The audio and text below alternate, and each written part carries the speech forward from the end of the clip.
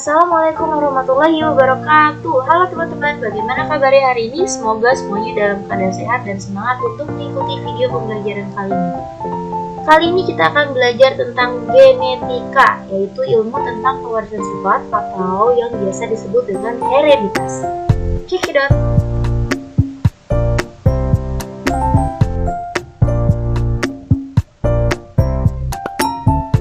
Coba perhatikan gambar foto-foto orang tua dan anaknya berikut ini.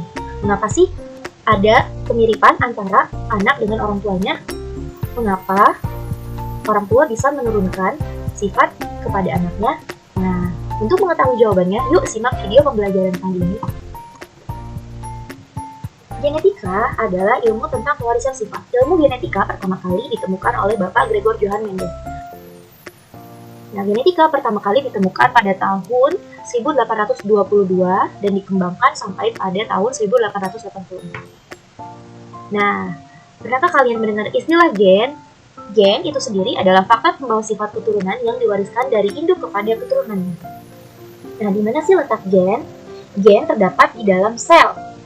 Tentunya teman-teman tahu kan apa itu sel? Ya, sel adalah unit struktural dan fungsional terkecil yang menyusun tubuh makhluk hidup. Di dalam sel terdapat inti sel yang disebut dengan nukleus, di mana di dalam nukleus terdapat benang-benang halus yang biasa disebut dengan kromosom. Di dalam struktur kromosom terdapat asam nukleat yang berisi materi genetik pewarisan sifat yang disebut dengan DNA, di mana di dalam DNA ini terdapat lokus-lokus yang berisi materi genetik atau pewarisan sifat yang diturunkan dari orang tua kepada anaknya yang disebut dengan gen. Di mana gen merupakan materi genetik yang paling berperan dalam pewarisan sifat dari orang tua atau induk kepada anak-anaknya. Nah, sampai di sini bagaimana? Sudah tahu kan di mana letak gen? Jadi, materi genetik dalam pewarisan sifat itu terdapat gen, kromosom, dan DNA. Di mana gen itu merupakan segmen tertentu di dalam DNA yang merupakan faktor pembawa keturunan yang membawa sifat dari induk kepada keturunannya. Contohnya seperti warna rambut, warna kulit, bentuk wajah, dan lain sebagainya. Sedangkan kromosom merupakan benang-benang halus yang terdapat di dalam inti sel, dan DNA merupakan materi genetika yang diturunkan dari orang tua. Untuk lebih jelasnya, mari kita lihat dengan seksama gambar berikut ini. Di sini terdapat sel, di mana di dalam sel terdapat nukleus yang tadi sudah dijelaskan ya. Dan di dalam nukleus terdapat benang-benang halus atau pilinan-pilinan benang yang menebal yang disebut dengan kromosom. Di mana struktur kromosom ini merupakan DNA.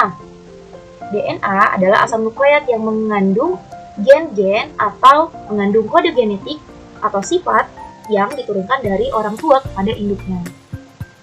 Kromosom itu sendiri terdapat dua jenis. Ada autosom atau kromosom tubuh dan gonosom atau kromosom kelamin. Di mana kromosom tubuh ini terdapat 22 pasang atau bisa dituliskan dengan 22A atau 44AA. 44AA maksudnya adalah 44 buah ya. Nah, untuk kromosom gonosom ini adalah kromosom kelamin yang terdiri atas satu pasang. Kromosom kelamin wanita XX dan kromosom kelamin pria adalah XY. Nah, kita bisa lihat lebih jelasnya pada gambar ilustrasi berikut ini, di mana gen merupakan lokus-lokus atau segmen di dalam DNA, namun segmen-segmen yang merupakan gen adalah segmen yang terdiri dari kode-kode genetik atau sifat yang diturunkan dari orang tua kepada anaknya. Nah, jadi apa itu gen dan DNA? Gen adalah unit terkecil pewarisan sifat yang menentukan sifat keturunan tertentu dan induk kepada keturunannya, di mana gen-gen ini berisi kode-kode genetik. Sedangkan DNA adalah asam nukleat yang merupakan molekul penyimpan informasi genetik. Nah, dalam ilmu genetika, kita harus tahu istilah-istilah yang terdapat dalam genetika. Yang pertama ada yang disebut dengan parental atau biasa disimbolkan dengan huruf P. Parental adalah induk atau orang tua. Selanjutnya ada filial yang biasa disimbolkan dengan huruf F. Nah, filial ini adalah keturunan.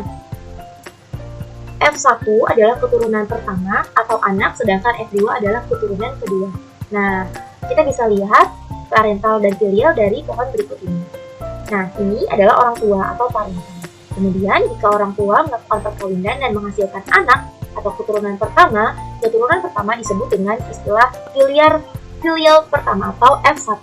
Nah, ketika F1 melakukan perkawinan dan dihasilkan keturunan kedua atau kita biasa sebut dengan cucu, nah itu adalah F2. Jadi F2 bukan anak kedua ya, F2 adalah keturunan kedua.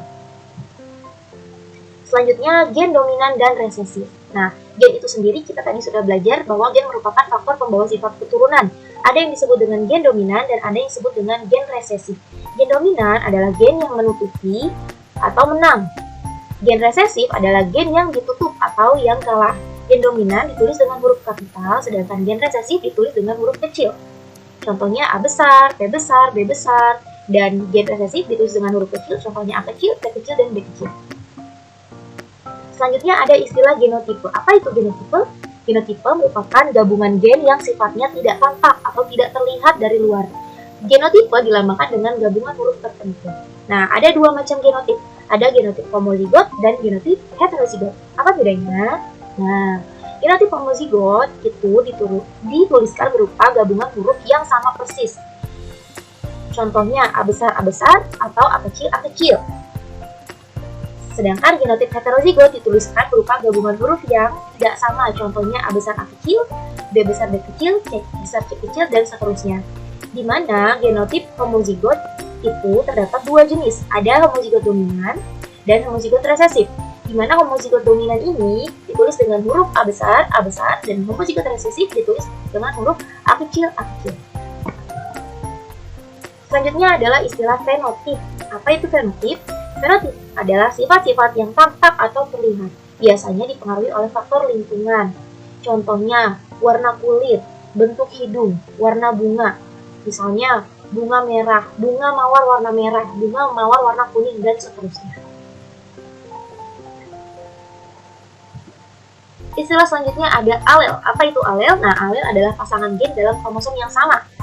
Contoh, A besar A kecil, berarti gen A berpasangan atau sealel dengan gen A kecil. Selanjutnya hibrid. Hibrid adalah hasil persilangan antara dua individu yang mempunyai sifat beda. Selanjutnya istilah gamet. Apa itu gamet? Gamet adalah sel kelamin. Nah, ini adalah ketentuan cara penulisan gamet. Jika berasal dari genotip yang homozigot, gamet ditulis satu huruf genotipnya. Tapi jika berasal dari genotip heterozigot, gamet ditulis kedua huruf genotipnya dengan terpisah. Contoh, tentukan gamet dari genotip A besar A kecil, dan A kecil. Maka gamet dari A besar adalah A besar. Gamet dari A besar A kecil adalah A besar dan A kecil. Sedangkan gamet dari A kecil adalah gamet A kecil. Bagaimana, paham bukan? Nah, kita sudah mempelajari tentang istilah-istilah dalam genetika. Jika teman-teman sudah paham mengenai istilah-istilah tersebut, selanjutnya adalah hukum pewarisan sifat. Nah, hukum pewarisan sifat terdapat hukum Mendel 1 dan hukum Mendel 2. Hukum Mendel 1 merupakan persilangan monohibrid. Hukum Mendel 2 merupakan persilangan dihibrid. Persilangan monohibrid merupakan persilangan suatu sifat beda, sedangkan persilangan dihibrid merupakan persilangan dua sifat beda. Contoh, persilangan monohibrid misalnya persilangan antara bunga mawar merah dan mawar warna putih.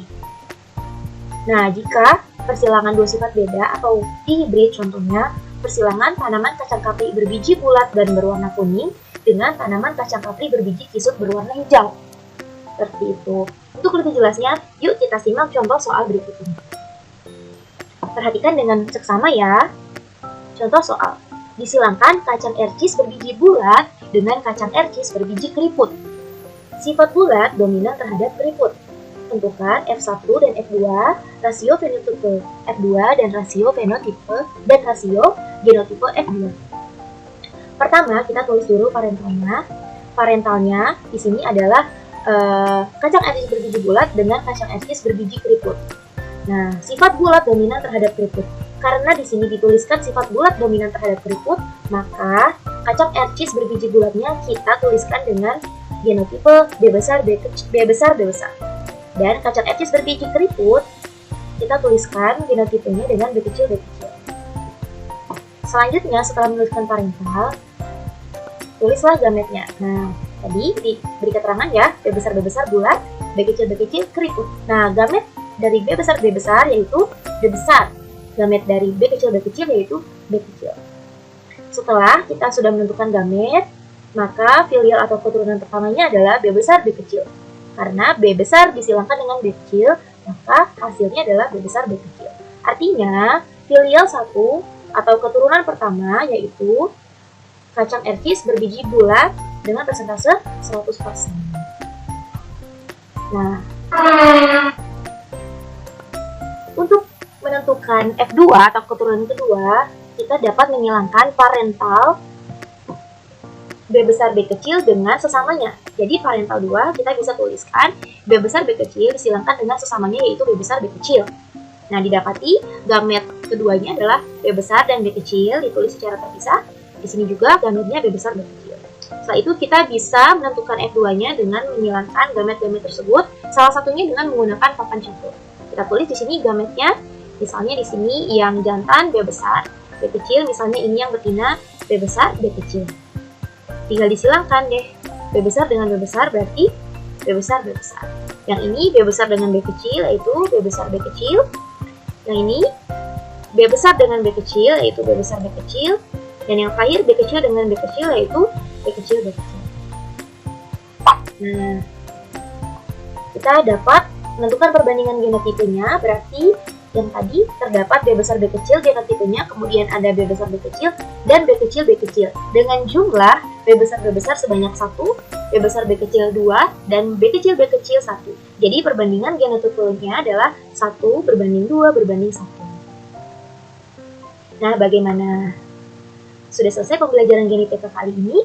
Terima kasih telah menonton videonya. Semoga dipahami dan bermanfaat. Assalamualaikum warahmatullahi wabarakatuh. Terima kasih ya atas perhatiannya. Jangan lupa untuk like, subscribe, dan komen. Sampai jumpa. Assalamualaikum warahmatullahi wabarakatuh.